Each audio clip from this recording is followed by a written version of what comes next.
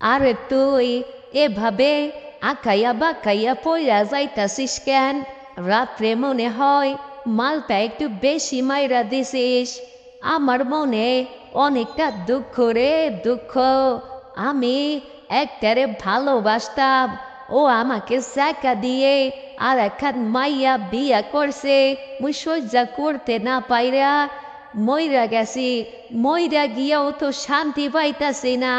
শুনেছিলাম আত্মহত্যা করলে নাকি এভাবে ভূত হয়ে ঘুরতে হয়, আর আমি হাসা হাসাই সত্যি সত্যি ভূত হইয়া গেছি। তুইও কি এইভাবে মরছ? ওরে ডাইনি, তুইও যেভাবে মরছ আমিও ঠিক সেইভাবেই মরছি।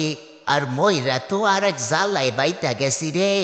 এত বড় জ্বালা যদি জানতাম তাহলে মুই এভাবে আর মরতাম না।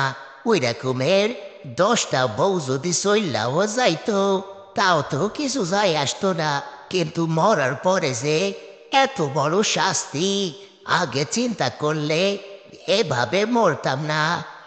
তুইও তো ঠিক কইছ, আমিও তো মরতাম না। ওই রকমের 10টা বাতারও যদি চইলা যাইতো কিছু যায় আসতো না।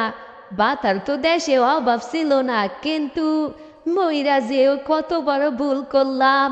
এই দরের গুতো গাইতে গাইতে গার মাংস পর্যন্ত ফুরাইয়া গেছে। তার সে চল, বুঝছিস মা হইয়া গেছি, মানুষের ফঙ্গাই দেওয়া শুরু করি। মানুষকে সুস্থ থাকতে দিব না। ওই জন্মেও তো সুস্থ কাউরে থাকতে দিনি, আর এখন বুঝছিস মা হইয়া গেছি, এখনো কাউকে সুস্থ থাকতে দেব না। আমার বাঘটা তো দেখছো, এই বাঘটা দিয়া কিন্তু তোর হাড্ডি গুড্ডি সব খাওয়াই দিমু। তাড়াতাড়ি কর, হাসা কইতাছি। তারপর দুইজনে এক জায়গা থাকমু আর মানুষদের ভয় দিমু।